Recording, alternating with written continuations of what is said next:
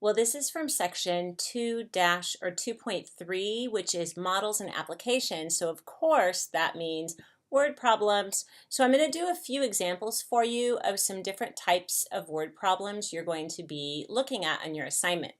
The first one deals with a finance problem and an investment. And this we're dealing with simple annual interest. And so the formula for that, for the interest equals the principal, the amount invested, times the rate, and that has to be expressed as a decimal, times the time. And for this particular problem, we don't have to worry about the time because it's 1 year. So, that's not always the case, but we are just looking at 1 year. So the problem says if Ben invests $4,000 at 4% interest per year, how much additional money must he invest at 5.5% annual interest to ensure that the interest he receives each year is 4.5% of the total amount invested? And I know that sounds kind of confusing when we look at it, but let's kind of break it down for each part. So we know that we know he's going to invest $4,000 at 4% interest, and these are both going to be annual interest. We also know, well, we don't know the amount, so I'm going to use an X. He's going to invest X dollars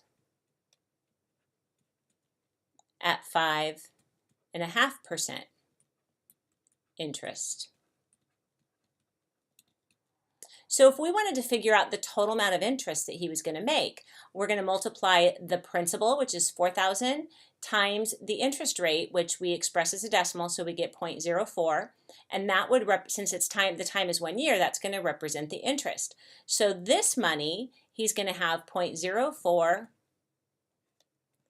times 4,000, that will be the interest from one account, plus 0.055, because you have to move the decimal point 2 places to the left, times X. This represents the total amount of interest that he will earn. Well, we have another stipulation, and that is he has to earn 4.5% of the total amount invested. Well, what is that total amount invested? 4,000 or X plus 4,000. So this is the total amount invested. And the interest rate that we want to get for that is 4.5% of that total amount. So 4.5% would be 0.045 times the total amount invested, which would be X plus 4,000.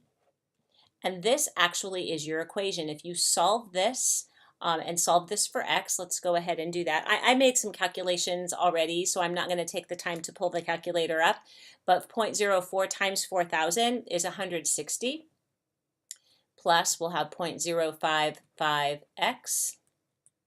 Here I'm going to have 0.045X, and 0.045 times 4,000, again, I made the calculation already, it is 180.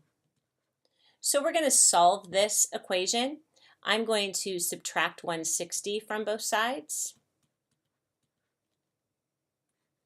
And I'm going to subtract 0.045x. So I get 0.01x equals 20. And if you divide both sides by 0.01, again, I made this calculation already, and we get $2,000. Oops. So what that means for our question is that he should invest $2,000 at 5.5% interest, and that would ensure that he would get 4.5% of the total amount invested. The next problem is a distance problem. So it says Fiora starts riding her bike at 20 miles per hour. After a while, she slows down to 12 miles per hour and maintains that speed for the rest of the trip. The whole trip of 70 miles takes her 4.5 hours. For what distance did she travel at 20 miles per hour? So one of the formulas you're going to use for this is distance equals rate times time. However, well, we know a few things. We know that the total distance is 70 miles, and we know the total time is 4.5 hours. So we have that information. What we're going to do on this is we're trying to we're going to break down this time. So we know that I'm going to start here. So if we let x equal what we're trying to find, the distance she traveled at 20 miles per hour. So I'm going to let x equal the distance at 20 miles per hour. Okay, well, since we know that she went 70 miles was the total distance, then 70 minus x would have to represent the distance at 12 miles per hour.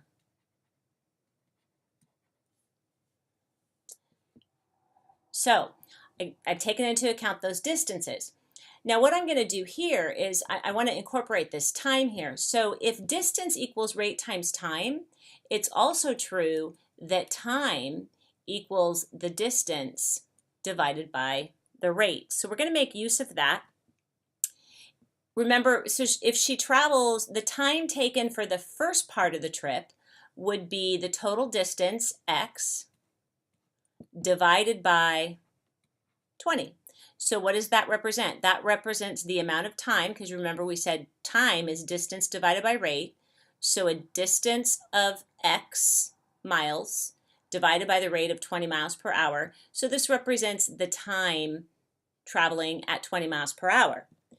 We're going to add to that the time traveling at 12 miles per hour. So we need the distance, which is 70 minus x, divided by the rate, because that's what we're dividing by, of 12. And this is the total time. The time traveling at 20 miles per hour, the time traveling at 12 miles per hour. When we add those together, we get the total time. So for this, now this is the equation you're going to solve. When you solve this for x, you will know the distance at 20 miles per hour. So what I would do to solve this, of course, you know I'm going to do fraction busters. The common denominator between 12 and 20 is going to be 60. 20 goes into 60 3 times, so we get 3x. 12 goes into 60 5 times, so we're going to have 5 times 70 minus x. And here we're just going to multiply 60 times 4.5, and I already had done that. We get 270. So now we're going to solve this equation.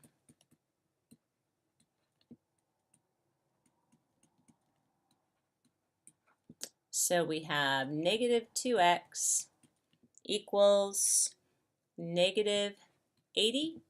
So x equals 40. Remember, x represented the distance at 20 miles per hour. So she rode 40 miles at 20 miles per hour and 30 miles at 12 miles per hour. So that's what you're going to do. And of course, there's slight variations of that, but that's what you would do for distance problems.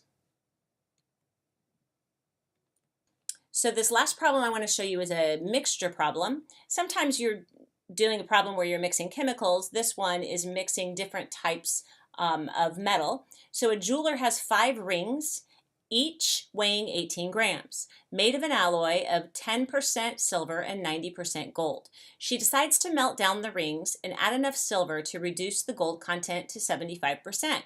How much silver should she add? So I would start this. We know there's 5 rings, and we know that each one is 18 grams. So if you multiply that, you end up with 90 grams. So this is the total amount of metal that we have in all the rings.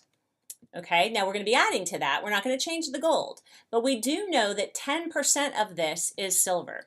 So the silver currently, that's not how you spell silver though. So the silver is 10%, so we're going to multiply 0.1 times 90. So currently we have 9 grams of silver, and the gold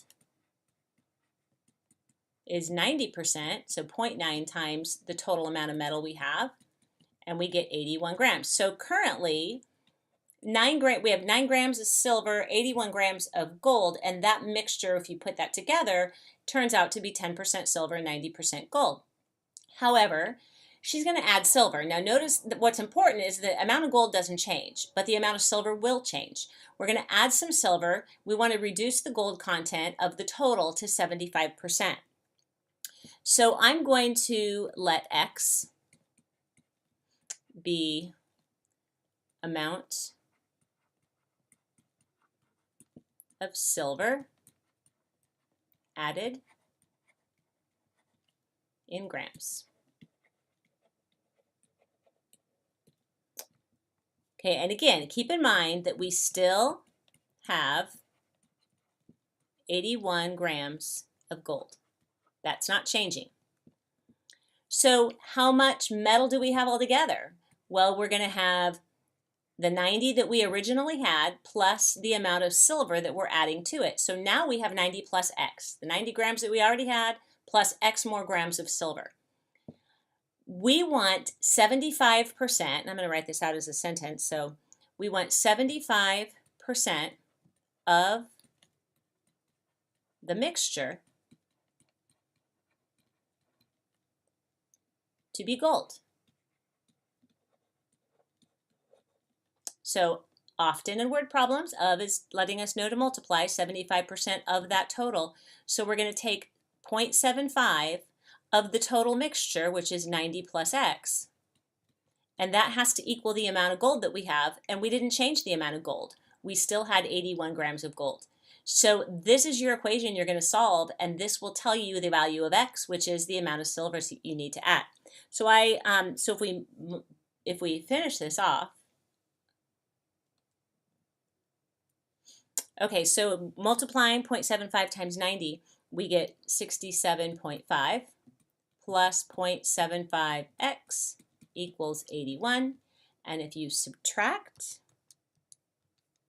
I didn't make those calculations ahead of time, we're going to get 0.75x equals 13.5. And now we're going to divide each side by 0.75. And we get x equals 18. So that means she needs to, let's make sure we answer the question, which was how much silver should she add? She should add 18 grams of silver. So I know these are not easy problems. Some of the word problems I've assigned will be easier than others. Do your best. Set the problems up. Work together. We can talk about, if you have questions, we can talk about them next week.